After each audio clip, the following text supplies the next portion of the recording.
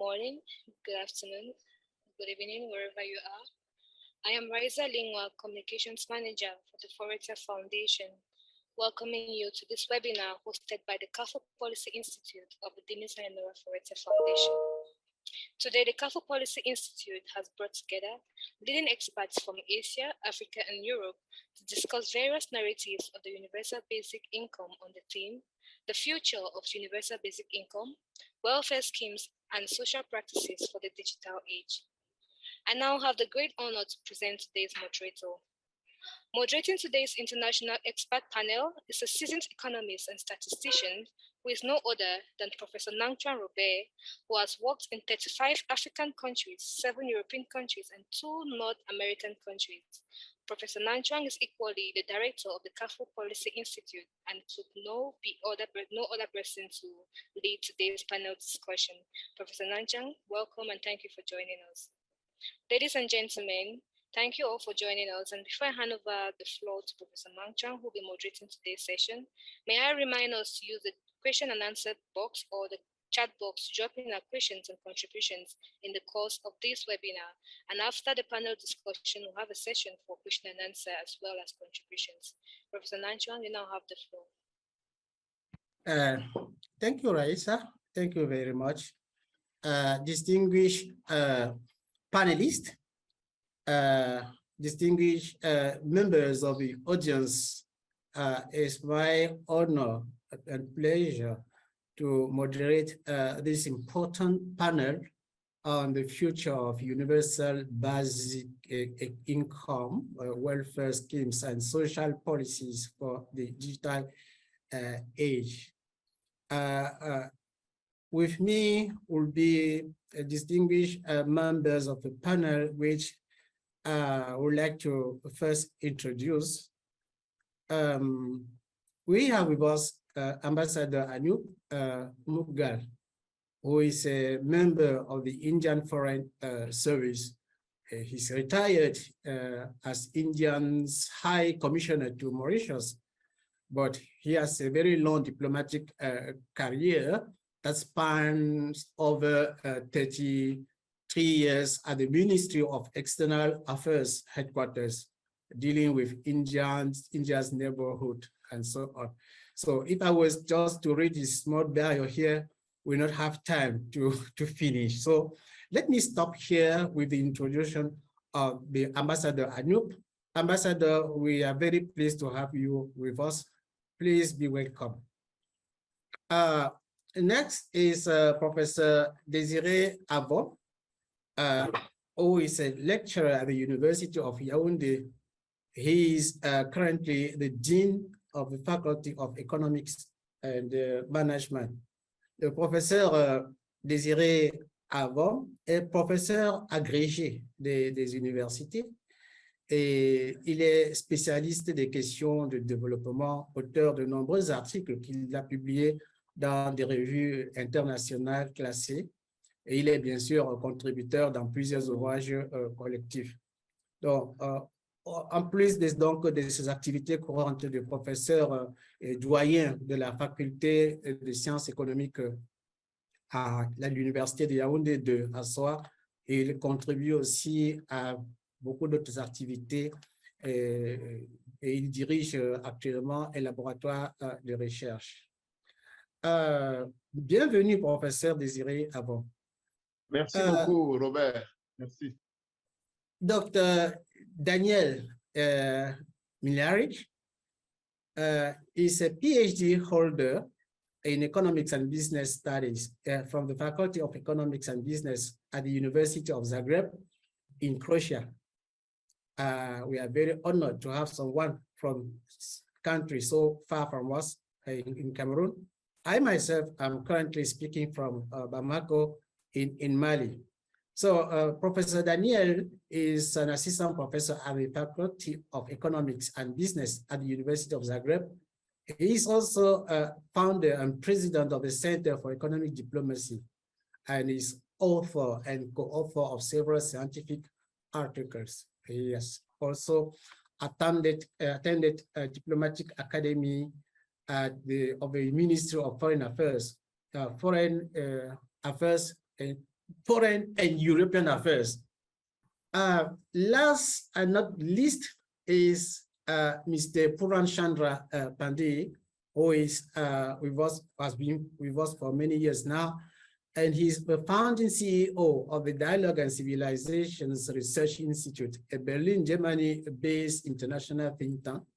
He is currently resident representative, Climate Scorecard, an international climate and environmental think tank based in Milton in the USA. So these are few things that I could say about the panelists. Mr. Puran, you are very much welcome to this panel, and we appreciate your support to the foundation. Thank you. Distinguished member of the panel, of course, we are here to talk about the future of universal basic income. But I'm not quite sure that all the participants are very aware of what the concept of UBI is. So I'll propose that we give ourselves some 2 minutes to clarify our understanding on what this concept is. So I'll give the floor to whoever wants to take it, to give a simple clarification to the wider audience on what the UBI is. Please feel free to take the floor, unless you want me to give you the floor. I'm not a dictator. You decide. I would request if either Daniel or Puran could introduce this whole thing, because I know Puran is working on a very extensive publication on UBI. So I think if you all agree, then either Puran or Daniel would define what exactly we mean by UBI in the context of the digital age. First of all, thank you, Mr. Robert, for the very nice and kind introduction of myself and all of us here. And I'm very glad, and it's my honor to be here today on this event for such a very important theme like such as universal basic income. Of course, the idea of granting an unconditional income to every citizen of society is essentially universal basic income. And we know that it has been discussed in academic and intellectual circles for several centuries, from late 18th to 19th century, when we now have first steps to discuss on something we today call universal basic income. That means that's nothing new when we talk about universal basic income, but in few years it become one of unavoidable theme when we talk about social environment in our countries around the world. For the clarification of universal basic income, maybe I'll go through the lenses in 4 criteria. First criteria, I would take that universal basic income needs to be universal. That means is paid to all without means test for all. Second, it needs to be individual for everyone, every woman, every man, every child. Everyone has right to have a universal basic income on individual basis, on an individual basis. For third criteria, I will take that it needs to be unconditional. When I talk about unconditionality as a human and legal right, universal basic income shall not depend on any preconditions, whether an obligation to take paid employment, to demonstrate willingness to work, to be involved in community service, etc., etc. And the last one, also very important, is that it needs to be high enough. It needs to be high enough.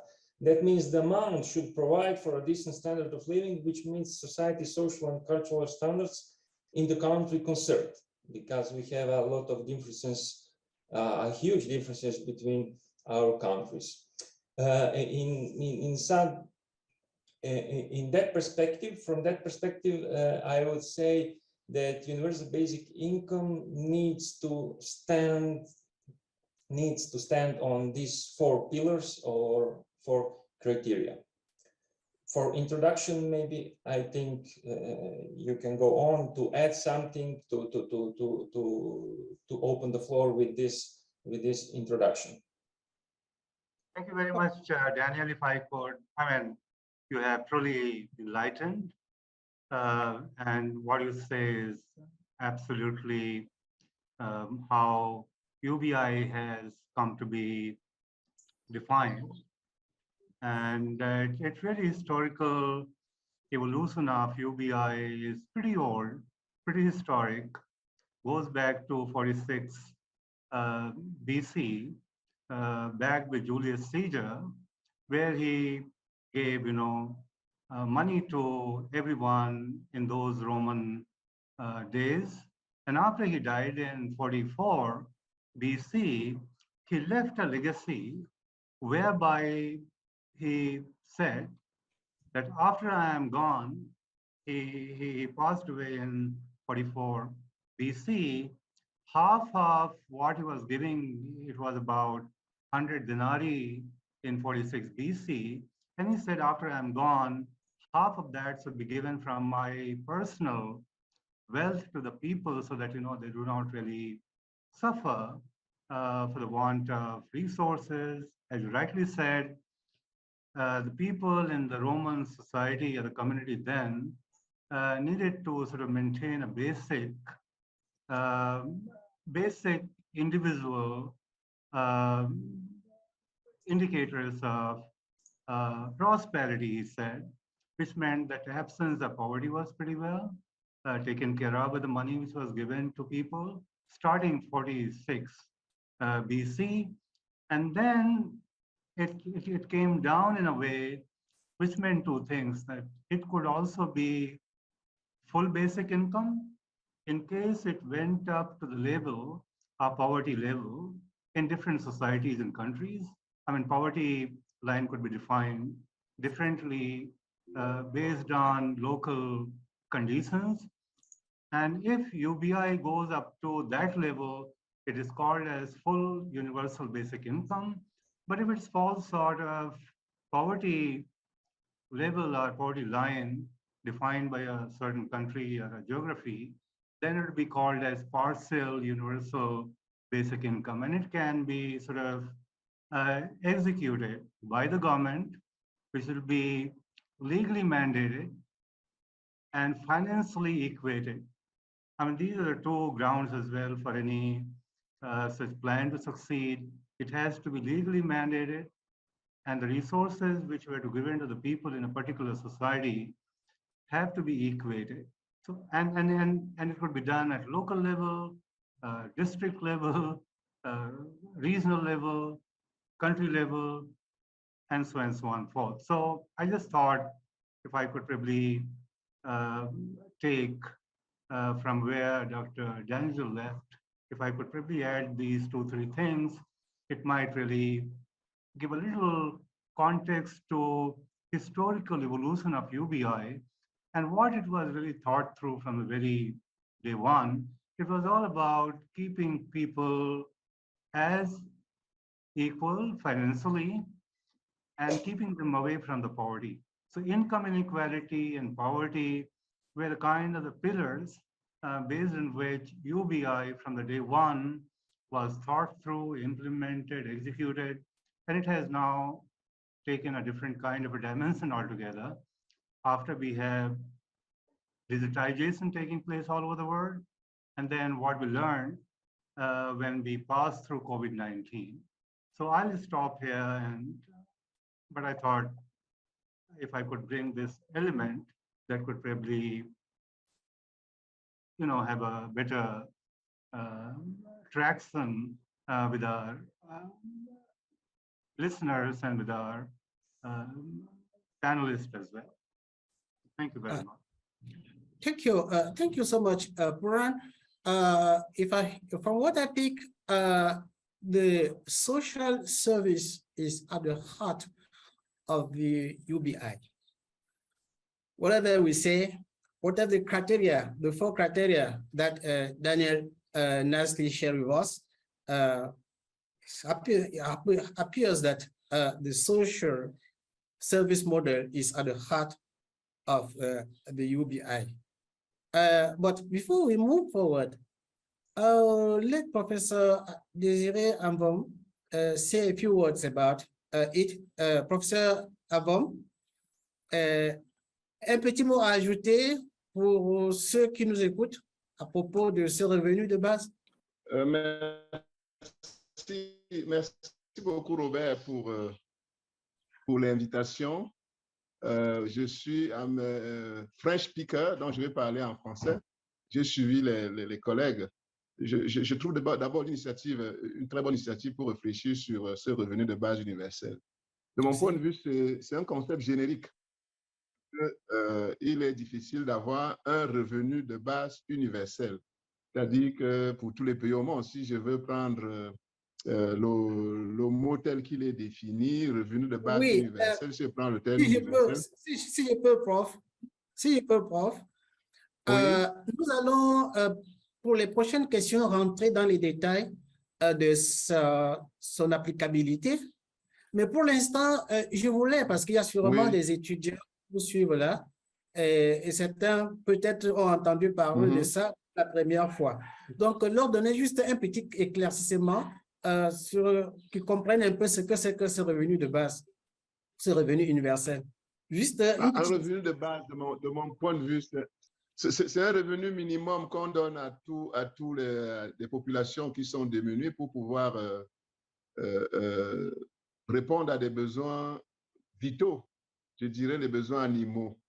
C'est ça. Pour qu'ils ne tombent pas dans une forme de précarité où ils ne peuvent pas se prendre en charge pour les besoins animaux qui sont en fait se nourrir, éventuellement se vêtir, se soigner. Donc, c'est l'entendement que j'ai de ce revenu minimum de base. Bon, on va peut-être revenir sur le développement ultérieurement, mais c'est vraiment un revenu qui permet à l'individu de ne pas être ridicule, en fait, de sauver un peu son honneur en étant en mesure, n'est-ce pas, de se nourrir, éventuellement de se soigner. Voilà quoi. Okay, so from what I heard from this supplementary information that we are having from Professor Désiré Amvom, in addition to the social service model that comes, that is at the heart of the UBI, there's also a kind of social inclusion. This new element that he brought in. Now, because precisely the UBI goes with social service, I would be tempted to ask whether its implementation has the same importance for all countries around the world. What is your thinking about this, distinguished panelist? In a different way, how urgent is it for the various countries around the world? Professor, if I could just add to what the other distinguished panelists have already said. Please, sir, feel free. The concept of UBI and why it is becoming more talked about now, though it's an old idea, but still it's a new idea. I think when we look at the history of this whole concept, which finally is leading us to discuss UBI, as you mentioned, at the heart of this whole thing is the dignity of the individual. Distinguished panelists will agree that the human society always ran the risk of creating inequalities. And we have seen historically that the societies which are more efficient for wealth creation also are prone to creating inequalities, and these societies have also been quite worried about severe inequalities. In fact, I was reading a book by a very well-known French scholar who says, in fact, the societies cannot avoid inequality, but the societies must address the question of inequality, which means the societies have to be, to the extent possible, inclusive, which you mentioned, in fact. The societies which are not inclusive, which do not take care of the dignity of the individual, then also can suffer from the socio-political economic instability. I think there are arguments which can revolve around political philosophy, social philosophy, economic philosophy, and security philosophy, the stability of the society, in fact. I think that is where the societies historically have tried to make sure that nobody is completely left behind. Dear panelists, in fact, in India, we have been talking about inclusive society from the ancient times, but still talking about doing whatever we could do, but still the society remains very, very unequal, right? And this has, in fact, happened if we go into the background ever since, you know, the Industrial Revolution, 1, 2, 3, and now coming to Industry 4.0. Each time the technology became a force multiplier for creation of wealth, it also resulted in greater inequality in terms of the entitlement to wealth. I think that is what brings us today to this whole idea of universal basic income, because people are worried that Industry 4.0, which is going to be highly tech-driven, might cause greater inequality in the society, and as a result might undermine the dignity of the individual in terms of their freedom of choice. I think that is what is bringing us to this whole conversation about UBI. So that's where I stand, in fact. And I think we must, in fact, look after those who run the risk of being left behind, because it is not in our interest that people are excluded from the development process and people are left behind. So that's my contribution. Thank you, Ambassador. From your input, we also understand that in addition to what has been said already about the criteria, about we also have to add something which is very important. This is about the inclusivity. The society should be inclusive, and this is also what could justify the concept of universal basic income. So now let me go back to, and this still brings us to the question that I had in mind, as to know whether the implementation of universal basic income has the same importance for all countries across the world. When I take all these criteria that Dr. Daniel did mention, universal, individual, unconditional, and high enough, I'm really asking myself whether this has the same importance for all countries. Please, I may request Dr. Daniel to come in and share his view about this question.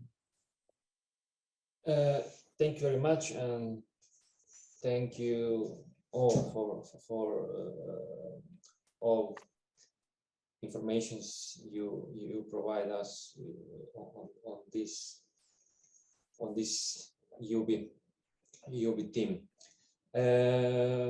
Yes, as I told already, unconditional basic income needs to stand on four pillars, or as I said, 4 criteria: universal, individual, unconditional, and high enough, as you also underline it.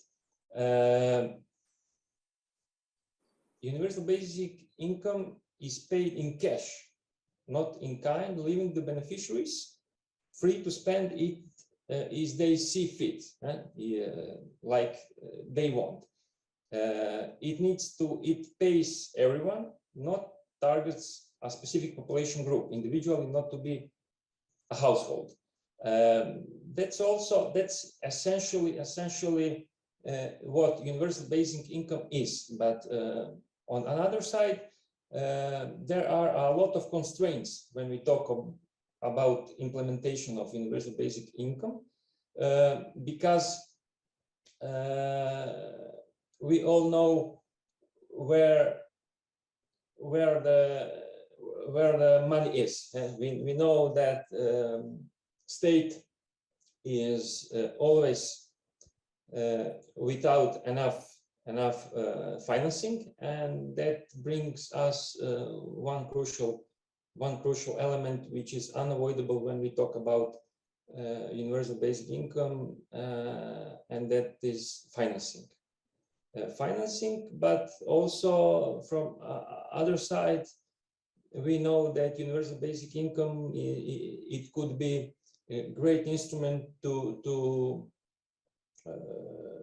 don't have poverty and to put inequality on the lowest possible level. When we talk about financing, there are a lot of discussions in which a lot of professors and other stakeholders in this field said a lot of recommendations and a lot of answers on the financing of universal basic income. We know that we need to bring money from somewhere. If we raise taxes to all society, that also will not be good. But when we maybe look from another angle, we can go on the perspective that maybe financial sector from itself can contribute from other side. Maybe we could put more on large companies. That means to have fewer tax breaks for large companies, and also to put pressure on the wealthiest in the countries. That means we need to have fewer subsidies for the wealthiest. When we put together few of those instruments, we need to combine with the needs of the universal basic income. And unfortunately, the needs are much higher every year to year, especially in these circumstances and especially in this vulnerability right now. And I'll put some numbers on the floor right now, but I think you trend already known. Last year in 2021, 50% of population owns 2% of total wealth from one side. From another side, 1% of the population owns 38% of total wealth. That means we need models which will not disrupt market conditions. But from another side, we need to underline social necessity of all stakeholders in society, but not to interrupt in entrepreneurship and in new research and development ideas from private sector, but in communication and with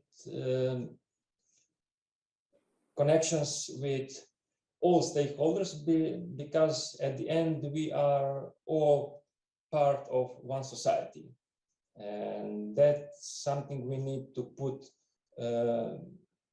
much more effort to fulfill that essential criteria for universal basic income. Maybe for this first step, from me, I would stop maybe here and open the floor to my colleagues. What they think. Maybe they have some other opinion on the same problems. Yeah, you brought in some new elements that have to do with constraints that come with the implementation of a UBI. And of course, among these is the financing constraint, and whereby there are a lot of discussion about it. But still, I want to hear from the other panelists whether is there thinking that the UBI implementation is as important in so many words. I think this has the same importance for all countries, because when it comes to, let's say, financing, I look at Professor Avom Desiré, and I am asking myself whether a country like Cameroon would be able to find the requested means to finance the UBI. That's why I still come back to you to know your view, depending on from where you come, how important is this UBI.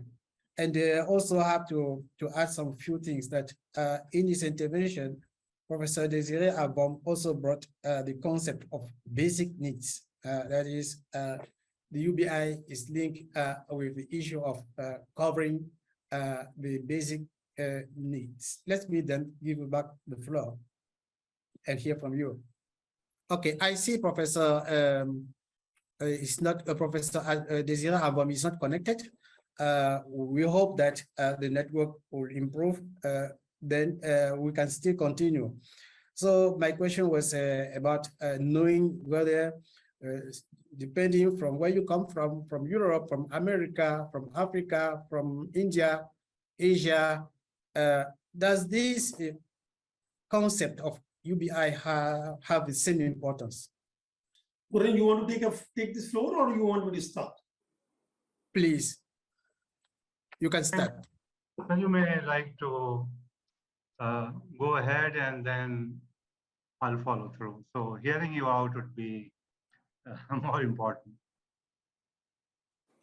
Thank you, Puran. Thank you, Professor. In fact, I look at this from a larger angle, in fact, right?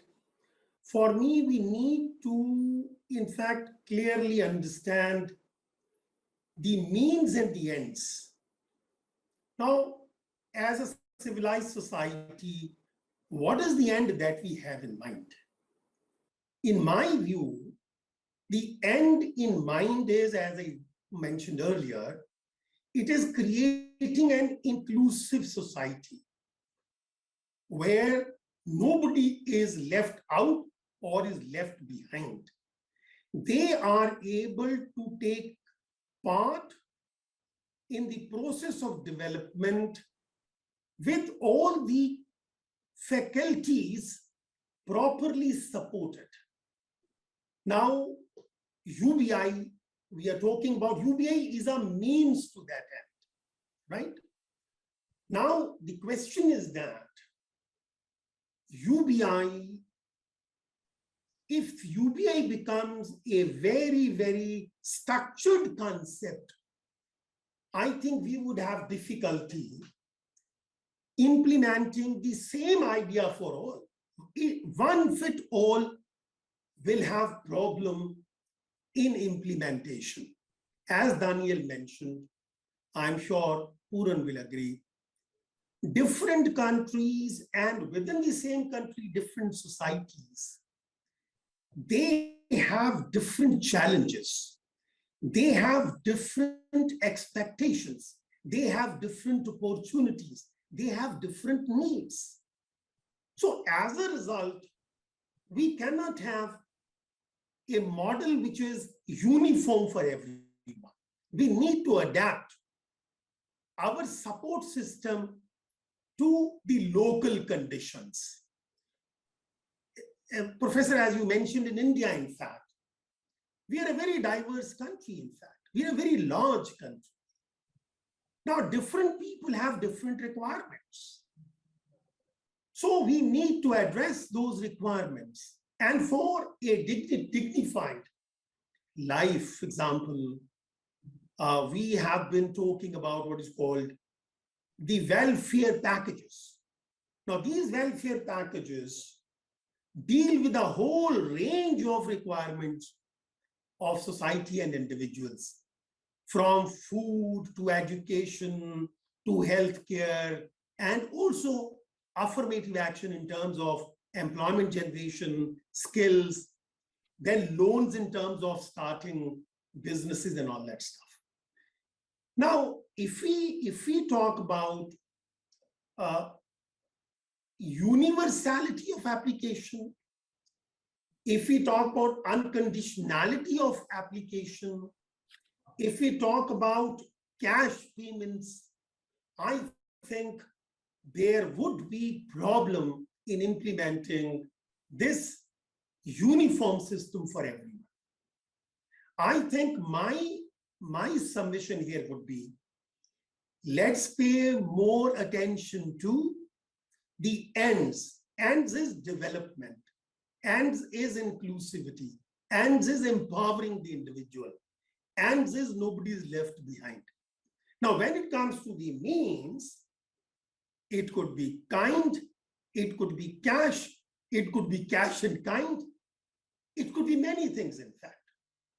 So I think we should not lose sight of the objective of UBI.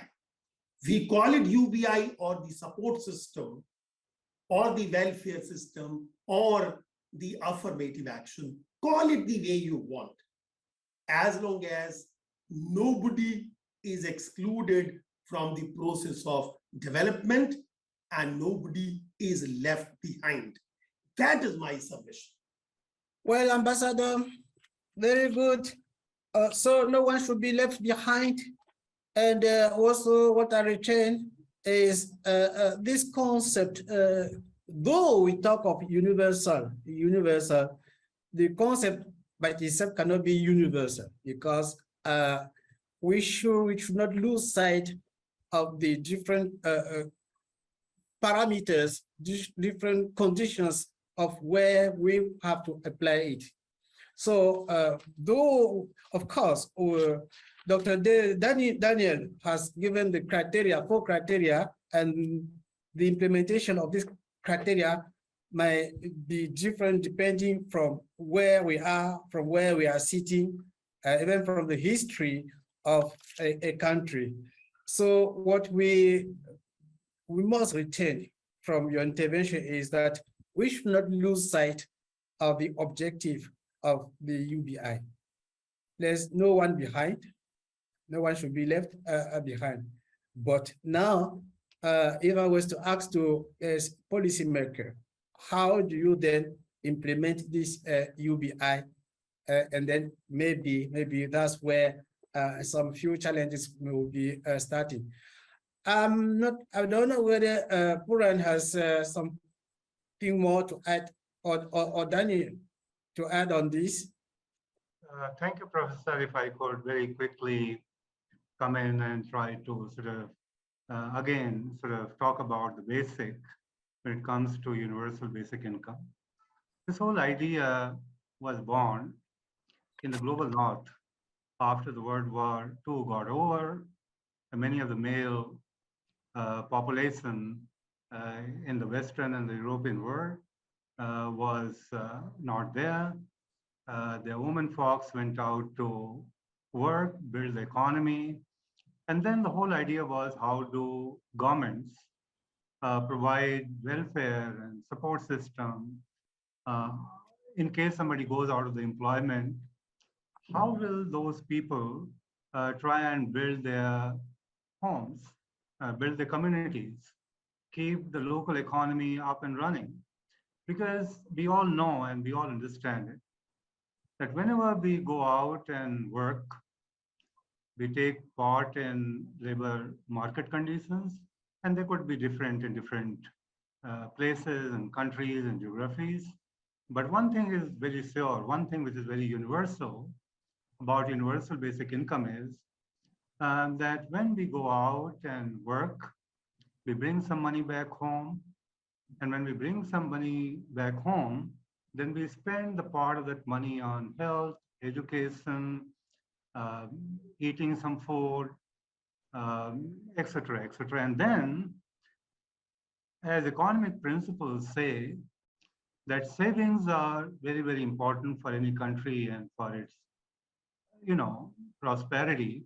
And therefore, we also save some money and put that money into some bank and earn some interest. And on the hindsight, governments will take the money which I deposit in the bank, take that money out and deploy that money in developing infrastructure, building bridges, railways, creating conditions whereby people could go to the school, get access to health, have better provisioning of the welfare within the societies that they live in. So it is very, very important that while it could be implemented in a different kind of ways in different places, because conditionalities will be very different if we really look at those conditionalities in India and compare it with those in Cameroon or compare it with some other country in Europe. So while it could be sort of laid out in a way which suits the local conditions, both socio-economic and political, it is not just about money being brought in, given to the people, they enjoy it, because there is a downside to it as well. If we really keep on giving money to everybody, anywhere, there could be a tendency in some people that they may not really like to go back to the labor market, and that could really disrupt the overall societal and economic conditionality of that particular society or community. So UBI has to be seen from these three angles, which is social, economic, and political. Very quickly, social, because we need to take care of people, especially those who are at the bottom of the pyramid, poor people, vulnerable people, people who don't have enough money, enough resources. They can't send their kids to the school. They can't have access to healthcare. Then vulnerable people like old people, people who are disabled. I mean, these are the kind of sections within our society anywhere, be it Europe, Asia, or Africa. We will have the existence of such groups in our society and community. So we have to really remember that while we think about UBI, we have to think about the social structures that we have. Second, as our colleague, Dr. Daniel so well elaborated about money, financing, governments being broke, they do not really have money. So where will the money come in from?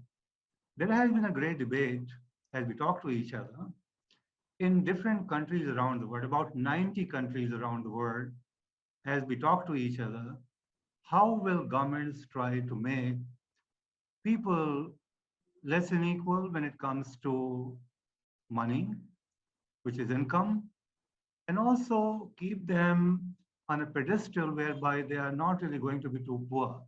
And this is where UBI has two sides to it. One, full universal basic income, in case the governments could probably provide a calculated, legally bound, financially equated resources to people, which will probably touch the poverty line of that particular country or society.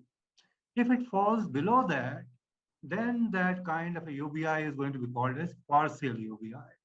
So where will the money come in from? And let me give one very quick example, which is what is being thought through by different countries around the world. Countries now, the governments of those countries are now thinking about three things very broadly. One, that every sovereign government has been running welfare schemes for the people. But these are several, they are distributed across different ministries, and in many cases, people don't know how much of money is being spent on people and on the welfare. So governments are now saying, can we really try and identify these welfare schemes and put them at one place? So rather than keeping it spread out, take everything, put it together at one place. So this is the one thought which is going on. The second thought which is going on is that many governments are also trying to talk to their private sector, and Dr. Daniel so well enumerated about it, that how will private sector try and pitch in and play their role through CSR, through any other means, by, not replacing the government, but complementing and supplementing the role when it comes to providing welfare to the people. So can private sector complement and support the government in making welfare schemes not only spread out, but more targeted and more focused? And now, as we talk about UBI, we have many private sector players, both in India, outside India, in Europe and US. They are really realizing the point that if they support the government or supplement what the government has been doing, private sector is really going to benefit. And this is what has really happened. After COVID-19, let me take this immediate context. Supply chains got disrupted. Many people lost their employment. And when the economy began to reopen, there are not enough people to go back to the job market or employment market. And therefore, we are experiencing a lot of trouble and problem and difficulties. So private sector is very, very important, and they have begun to understand the value of the support when it comes to helping people with the welfare schemes, complementing and supplementing the roles of the sovereign states wherever they are. And finally, when the COVID happened, and before that, there were a couple of governments who were trying to sort of look around how could they really bring the money, bring the resources, which could be good enough to provide support to the people. And the one very important lesson which I got was from the government of UK. Rishi Sunak, the man who is now running for the PM's race in UK, he was the Chancellor to the Treasury, and he came out with a very, it's not a very long report, but a very short report which tried to sort of put together an idea in terms of how could financing of UBI be taken care of. And he concluded that if the government of Britain were to provide everyone with some income through UBI or some scheme like UBI, it would only need to top up 10% extra on their planned outlay, which they already have and have been spending on the welfare of the people. And it was all happening in context of the fact of the cost of living crisis, which they saw coming through after COVID-19 sort of began to recede. So if we were to really look at these three things, one, it is a socio-economic kind of a thing that we need to think. And governments, if governments were to really put all their schemes as they have been spending through many ministries, top it up and see to it that can they really try and eradicate corruption and put in place their distribution systems in a way which could become more efficient, and the money which is being spent by the governments and the people should not be taken away by somebody else. If these three things, socio-political and economic willingness, could be combined together, it should not be very difficult. And I'm not saying that it's too easy to do, but it should not be very difficult for the governments to be able to leverage this tool and instrument of UBI, not only to support people, not only to give some money to the people so that they could probably, take care of their vulnerability and uncertain times, but the governments will also have a lot of other benefits, which will mean that the government could probably instill more trust about itself with the people, and governments could be voted back to the power. And this is what really happens in democracy, so to say. So all that I'm trying to say is that while there are challenges when we look at UBI and how could UBI be rolled out, but there are enough evidences to support the thesis that if governments, private sector, and the whole idea, depending on how local conditions could be amalgamated, UBI comes very close to a very solid welfare scheme, which could, in partnership with the private sector and the community, could be rolled out in a way where people become less poor, they do not really suffer with the vulnerability, and could also continue to keep the local economy up and running, because ultimately at the end of the year, every sovereign government will have to really think by how much are they really growing in terms of the GDP number, in terms of gross national income, and so on and so on forth. So I'll stop here, but I thought this would probably give a little layout of the land, a lay of the land in terms of how UBI could be seen and made to be possible to be implemented by the sovereign governments with support from the private sector and taking into account the local conditionalities. Because unless those things are taken care of, it might be pretty tough. Because China will do it in one way, India will do it in another way. Countries in Europe will probably give money to their own people through unemployment benefit, for example. In the US, it could be cash transfers. So different countries and different contexts will probably have a different kind of a way out, but UBI on the surface and on the face means that we really need to start with the basic premise of ensuring that people are less poor, because every society will have poverty and income inequality, but how could we really reduce it, combat it, and put it in a box whereby it does not really begin to harm the society, whereby social costs could probably become pretty high. Crime could go up. People could really go here and there. So social cost control could also be one of the ways in which UBI has to be seen through. And I think as we talk today about UBI, more than 90 countries are now looking at it with regard to how could they really implement it, if not fully to begin with, maybe in a pilot way, and then learning how it all goes on the ground, and then keep on improving, and then there will come a day or a year when it might be implemented in a full-fledged way. So I'll stop here. Thank you, Puran. You've been so much championing UBI that I could not stop you. So let me just take you on the spot and say, that's the statistician talking now. Is there a kind of positive correlation between the implementation of UBI and the governance? Just one question. Absolutely.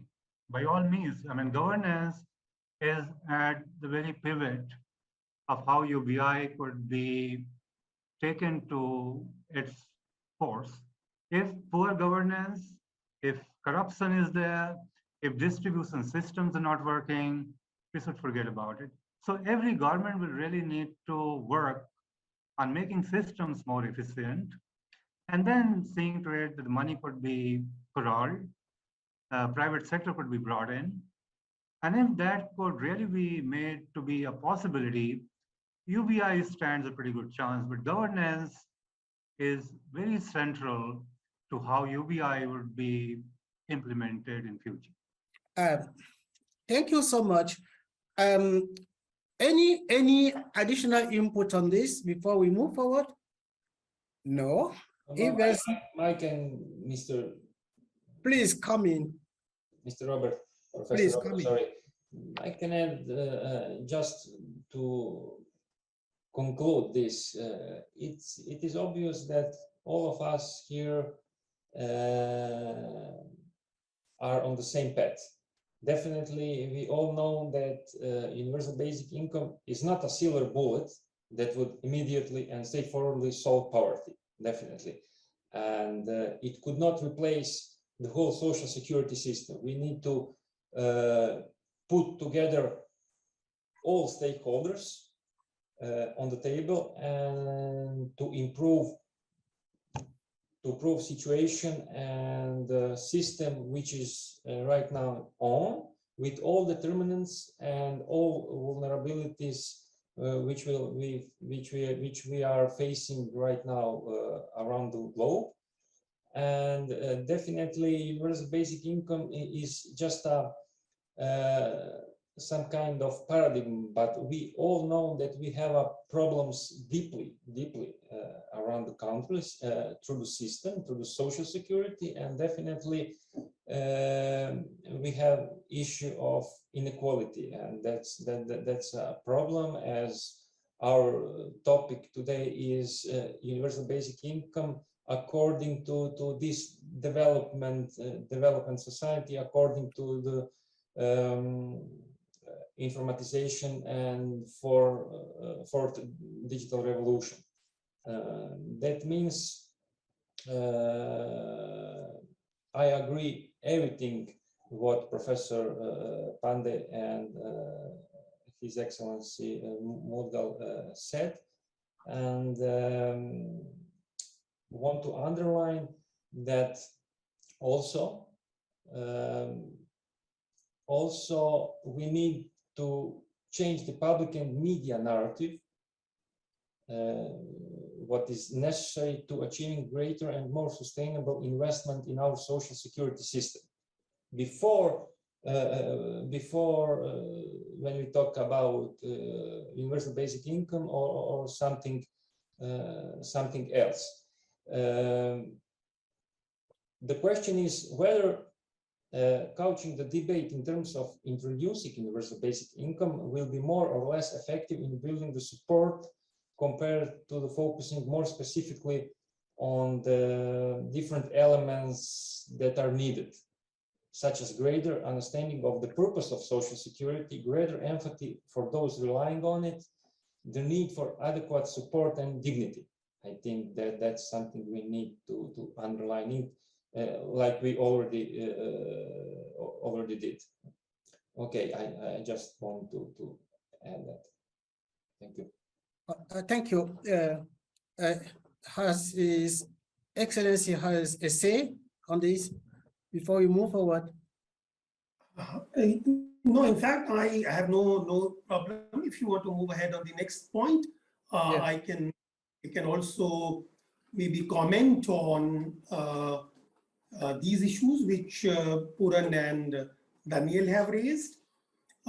In fact, Professor, in fact, you know, I'm very happy that we are talking about UBI. This has become a front-loaded issue on the agenda. People are talking about this. While in fact the methodology, the structure and the approaches could be very, very different for different countries, at least there is a realization that there is a need for helping those are being left out. In fact, when we talk about the UBI, Professor, the beauty of this debate is that it is being pushed to some extent by the corporate, by the business.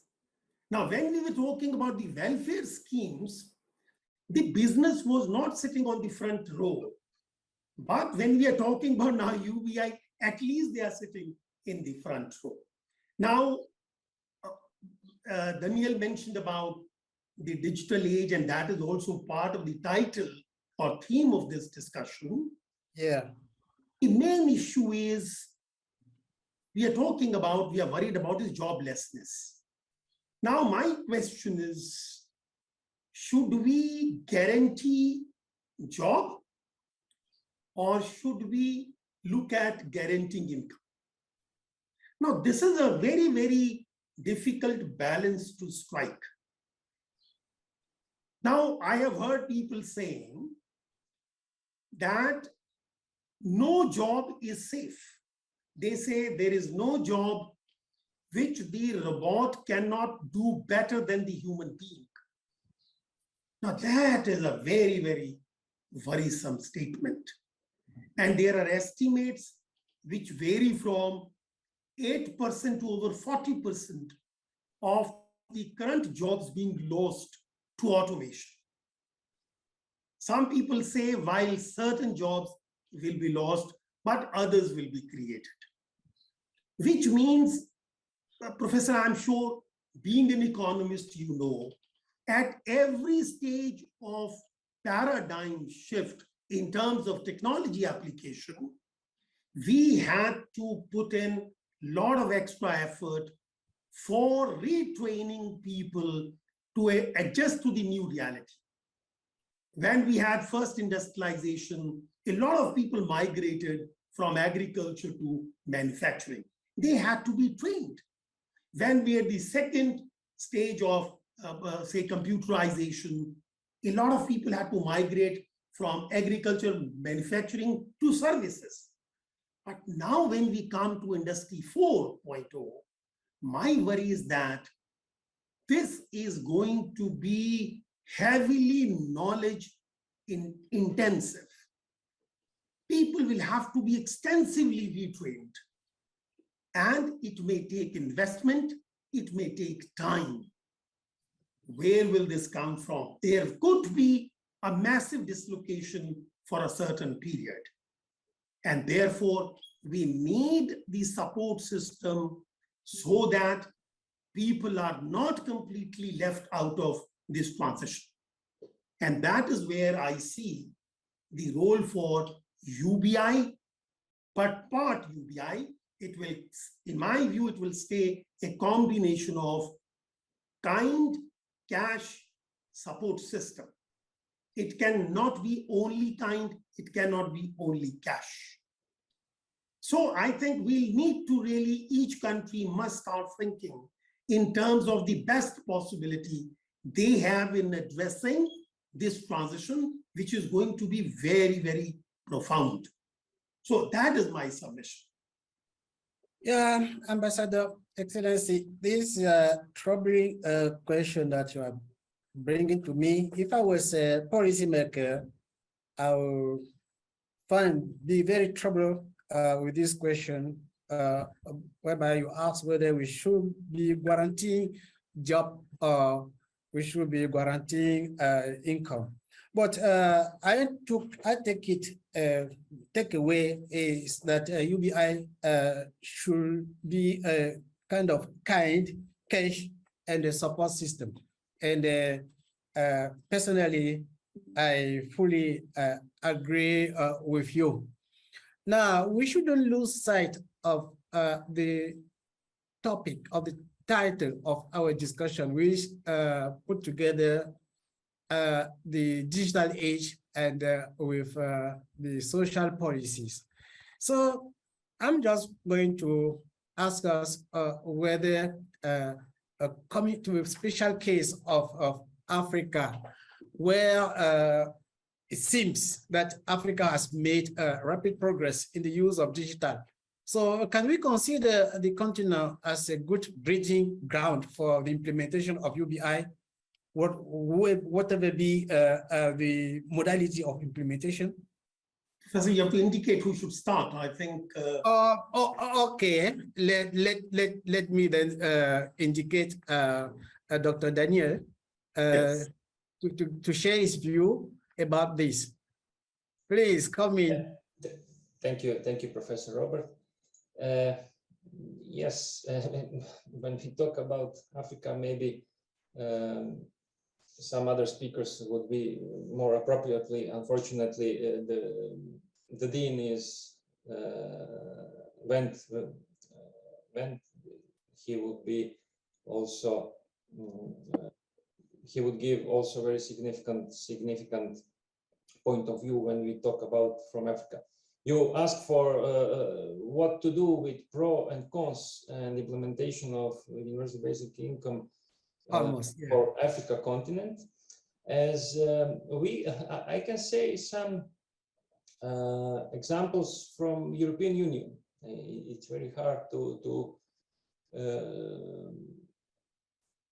say more about Africa, but as we also mentioned, all of us, we need to take the best parts of schemes to implement one which is more appropriate for some specific country. When we talk about European Union and Europe in whole, we have actually some examples of, I'll take empirical examples of, I would say, case studies for universal basic income. We have, and we had, for example, Finland in 2070, 2080, with scope of randomly selected participants nationwide, with 2,000 participants who were randomly selected among those receiving unemployment benefits and aged 25 to 58. That's are some determinants which needs to be underlined and which we need be very careful, because there is a huge difference between distribution of people and male and female in European countries and in Africa countries also. And they were for the people in Finland, for those 2,000 participants which were in pilot project, 2,000 participants, they were entitled to an unconditional income of $635 per month. Definitely $635 per month. It's much. It is impossible for Africa continent, because the level and the amounts are unfortunately much lower than the situation in Finland. And what is the very important determinant here? They, even if they found work during the 2-year period, they would have the $635 payments. That was the example for Finland, which was not at the end some successful story, because they refused to go more deeply and to implement that scheme in the whole country. The last one in European Union was the Spain in 2070-2080. The scope was randomly selected households from some of the Barcelona poorest districts. That means, again, they selected part of the country. And in the experiment in pilot, it were 1,000 households, and they received up to almost $2,000 per month. And there were 4 forms of participation in this experiment. That's are the differences between the projects and between the schemes. And for your information, they are first conditional. When you compare what we were talking about, you see there are a lot of differences just in this elementary phase. That means the cash is paid under condition of participation in one of the active policies. Of course, that's conditional, but what they want to correlate universal basic income, but it's not universal basic income when we go through our 4 criteria. It's obviously, but that's something that we already talked about, and they correlated, as I said, universal basic income with some policies which is already in fiscal framework in Spain. Second, they were unlimited. Extra income does not reduce the amount of cash. That means unlimited. If they through that period, if they earn some money, they will not impact on the amount of the received money. And they were also examples of also from conditional and unconditional, as I mentioned, and limited and unlimited possibilities in that groups of experiment. They were four groups in the experiment. What to say for Africa continent? Maybe to go from what we already, or Africa continent already has. We all know that every country has automatic stabilizers when we talk about fiscal policy. Maybe to go in direction in which we improve automatic stabilizers we already has, according to everything we mentioned with the determinants with the inequality and all the benefits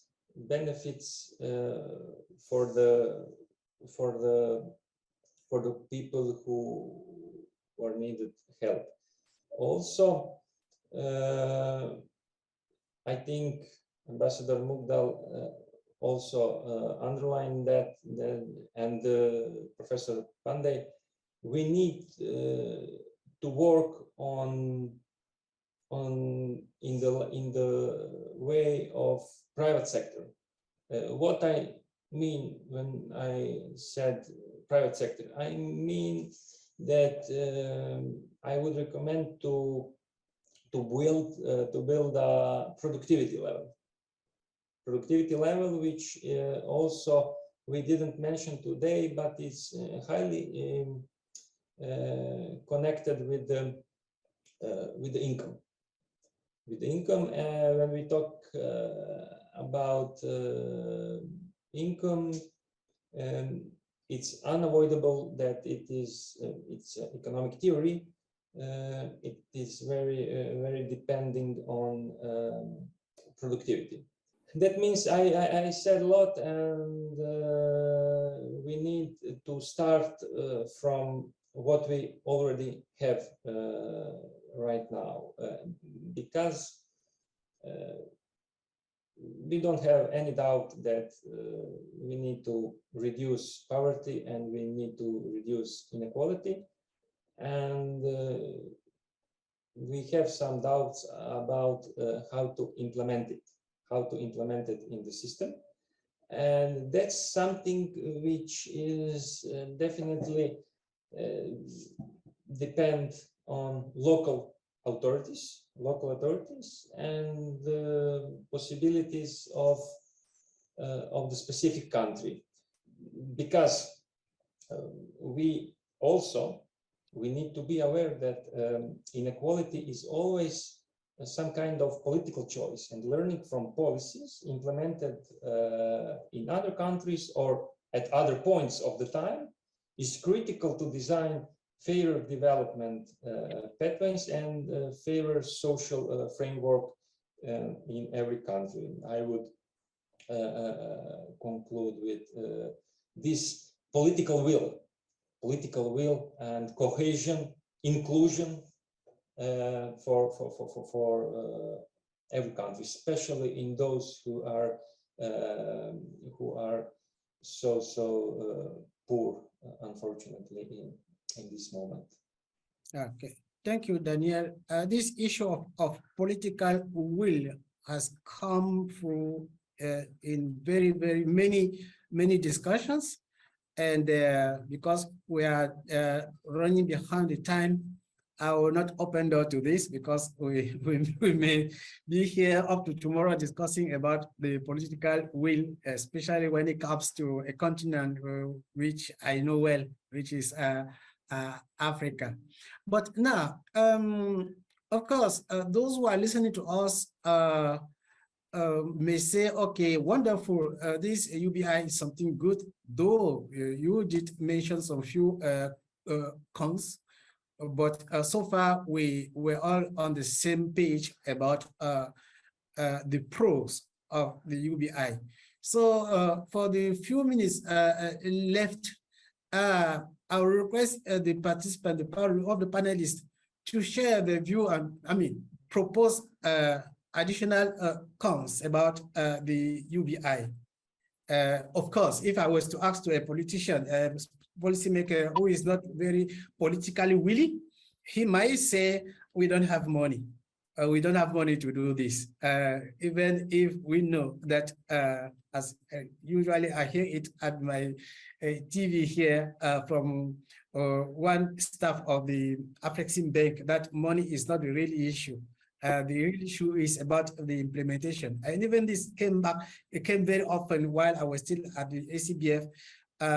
We found that many years down the road, it's not putting in place policy that was the most difficult. Is implementing the policy, the strategy that where Africa was facing the most challenges. So I want to come back to you now and say, can you share some one or two cons about the UBI, so that Robert, yeah. Robert, j'ai été coupé, je suis vraiment désolé. Oh. J'ai eu un problème de connexion, donc je n'ai pas suivi toute l'intervention. Are you hearing him? That's Désiré coming back. Oui. Donc, j'étais coupé là. Il y a eu un problème de réseau, le temps de régler. Donc, il y a une bonne partie des débats que je n'ai pas suivi. So, panelists, let me just give the floor to Désiré. Should he have a few words to say? Oui, Désiré, merci. Je comprends la difficulté. Est-ce que tu pourrais nous dire en quelques mots quels sont les arguments contre ce revenu universel? Je crois d'ailleurs que tu avais commencé par soulever cet aspect, puisque tu as la parole. Bienvenue. Merci Robert. Une fois de plus, désolé. Bon, en fait, ça c'est un vieux débat, hein, le revenu minimum universel. Même en termes, n'est-ce pas, de marché du travail, on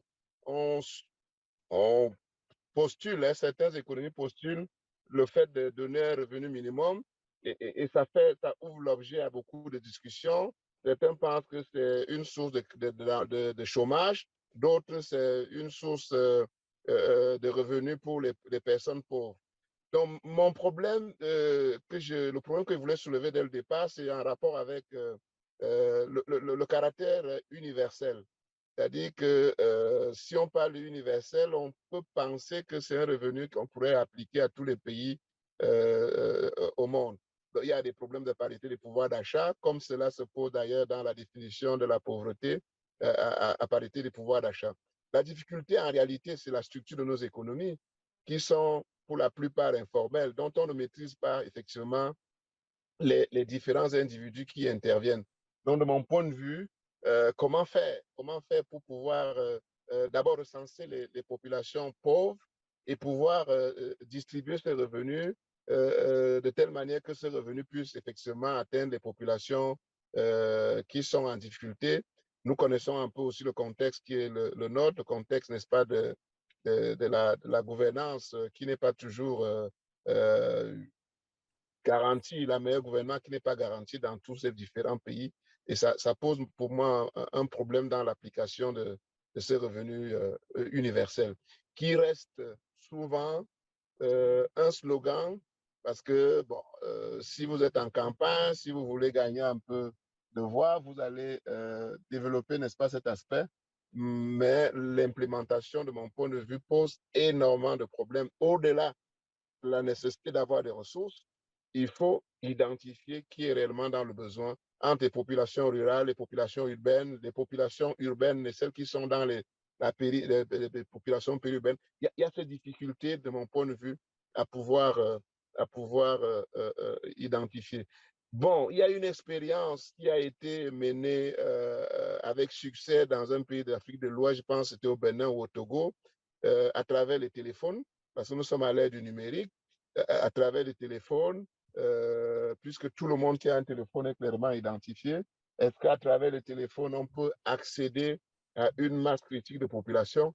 Encore là, il faut avoir toutes les informations pour savoir qui effectivement, quelle est la proportion de la population qui a effectivement un accès à un téléphone pour faciliter S'il te plaît, est-ce que tu pourrais, il ne nous manque plus que 5 minutes. Je vais te demander de bien vouloir raccourcir pour que nous puissions déjà. Oui, j'en ai terminé. Donc, la difficulté, pour me résumer, c'est vraiment la comptabilisation des populations qui sont en difficulté dans la plupart de nos pays. Et une fois qu'on a comptabilisé, comment on peut les atteindre? Et je crois que nous sommes à l'ère du numérique. Ça peut commencer peut-être par ceux qui ont accès à un téléphone portable, qui sont clairement identifiés et qui font partie, n'est-ce pas, de la population cible. Voilà ce que je pouvais dire, mon cher Robert. Merci, professeur. The Professor Desiré Abom, for him, UBI remains a slogan because its implementation may raise different challenges when it comes to implementing it. So I want to come back to the floor. We have only 5 minutes. I don't know how we're going to deal with this. I'm not quite sure that Raisa will let you give me additional minutes. So just come back to you and say, okay, can each of you just give me one word about what policy recommendation will make on how to use the... sorry? Okay, so because before I was interrupted, I was saying that I'll give you the floor to each of you so that you give me in one word what policy recommendation you will make on how to use UBI as an effective social tool in this digital age. Please, let me start with Ambassador. Thank you, Professor. If you permit me, I'll take just 1 minute, but I'll be very, very pointed. Please, very, very brief. Very brief, yes. Since you mentioned about, Africa as a continent, and I would consider we also as a developing country and many more. Professor, in fact, we like it or not, a digital technology-driven transformation is coming. It will require huge preparation in terms of retraining and capacity building for all countries. So number one, let's be prepared. Let's start preparing for that transition. Number two, different countries have different applications for this transformation. The developing countries need to prioritize the sectors where application of digital technologies will be beneficial to them. I don't think, for example, for my country, driverless vehicles could be a priority, or robot-driven restaurants could not be a priority, or drones delivering your stuff at home could not be a priority. So we need to really prioritize the sectors where we would benefit without causing unemployment. Finally, Professor, please, my submission is we should not support a narrative which says we shall not provide you jobs, but we will give you UBI. UBI is not a substitute for job creation. Thank you very much. Thank you so much. I leave the floor to Daniel. Thank you very much. I will be very brief. What to say, what to conclude. The debate about ambitious interventions to reduce poverty is welcome, definitely, underlining the growing consensus that the current social security system is inadequate, we all know that, and does not provide the effective public service we need to protect people from poverty. There is no doubt about that. A social security system that provides adequate support, reduces poverty, and removes the indigenities and stigma associated with the present system, which is right now, is a vital part of ending the injustice of poverty, unfortunately, in countries around the globe. And I will stop here and conclude with that. Thank you. Thank you, Daniel. I will be very happy if Mr. Pooran could close the debate. Thank you very much, Professor Robert. I have very quickly to say the following. In future, we are going to be confronted with more rapid, uncertain, vulnerable times. Whatever we have seen during COVID-19 was only a small trailer, maybe of a bigger picture to come. So we will have more of the conflict. We will have more of climate change kind of a problem, for which we will have no vaccines, for example. We will have maybe other kinds of problems. So future is going to be, driven largely by more rapid socio-political, economic crises. And in those situations, theories of banking and economics will not work. For example, the fiscal and monetary policies may not work at all. Governments will like to do it, but COVID-19 has shown us that monetary and physical policies of the government can be totally stopped because of the scale and impact of the problem. So how do we really look beyond a scenario where economic instruments fail to deliver to support people, their welfare, keeping them into the job, and seeing to it that people could safeguard the jobs, but then also continue to earn some income? Because, for me, it's very difficult to say, is there anything between job and income? I would say the two will connect each other in a very, very amorphous way. But then unless and until we create conditions whereby we can help people or enable people to bring some money back home, and as I said earlier on, if there is not enough money in the system, our social cost could be pretty high. Social and economic costs could be pretty high. For example, a society where many people are unemployed, or a large part of people are unemployed, there could be high incidence of crime. Governments might need to put a lot of money on police. They could have to spend a lot of other money on different things.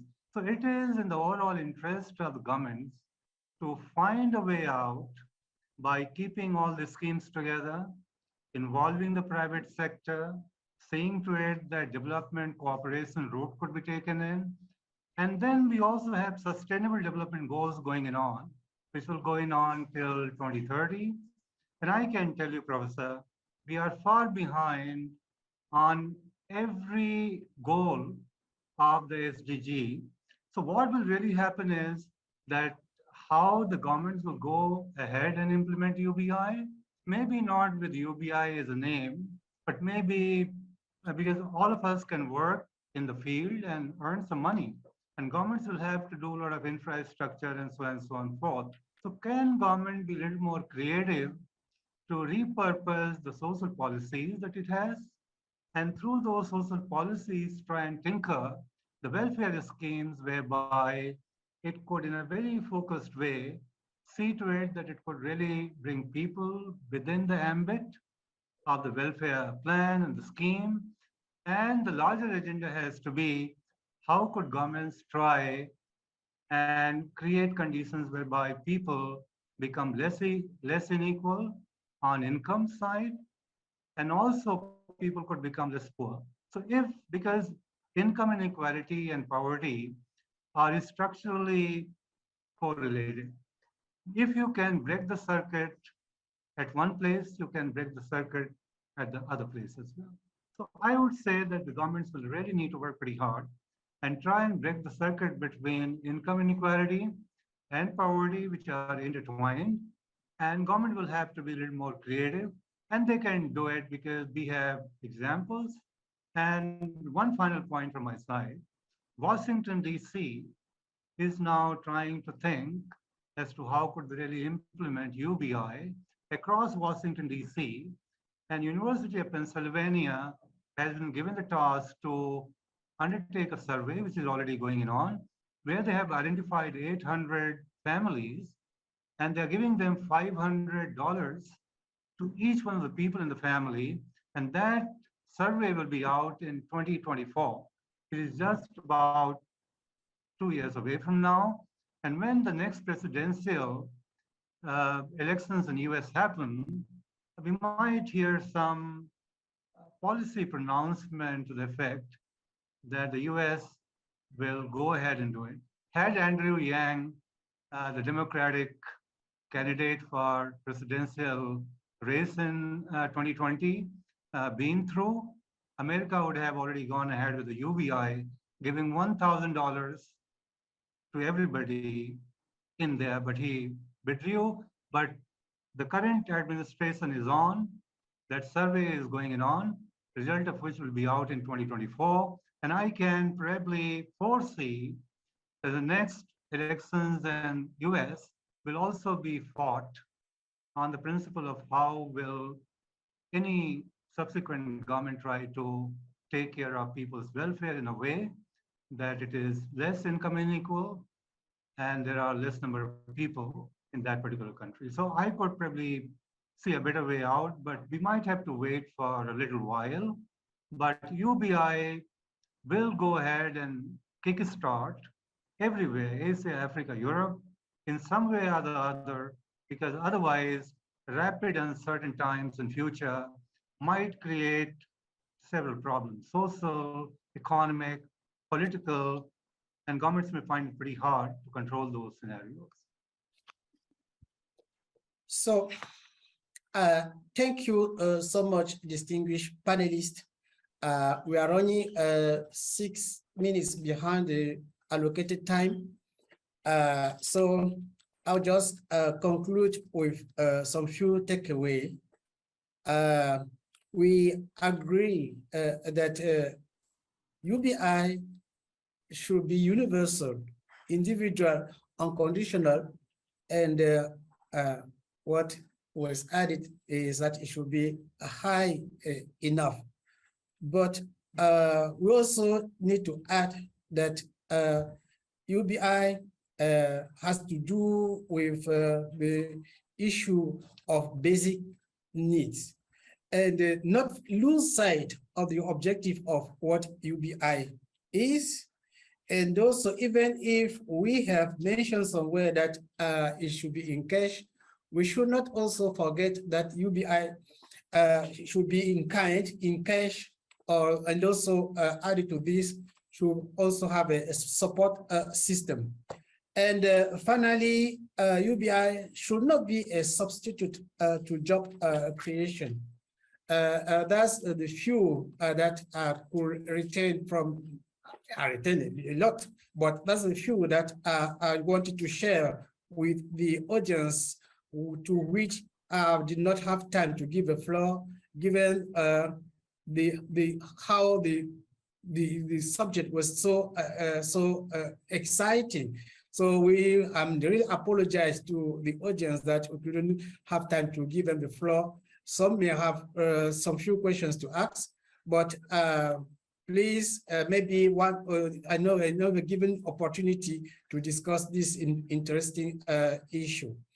So, Ambassador, distinguished members of the panel, I was very honored to facilitate this discussion. And on behalf of the Carrefour Policy Institute, and I really wish to thank you all for taking time to participate in this meeting, on this online discussion. I hope that we will not stop our chat only at this time, and that we will also have some other opportunities to discuss around some other issues, because there are many, many issues. And I thank you so much for your brilliant intervention during this discussion. Thanks a lot. Merci beaucoup. Merci, professeur. Malgré les difficultés techniques que vous avez rencontrées au Cameroun, vous avez quand même pu vous battre pour revenir parmi nous. Merci beaucoup. Merci. Thank you. Thank you, everyone. Thank you, sir. Thank you. Thank you so much. Thank you so Professor much, Robert, everyone. for doing Thank you. a great moderation. Thank you very Bye. much. Thank you very much. Bye. See you. Bye-bye.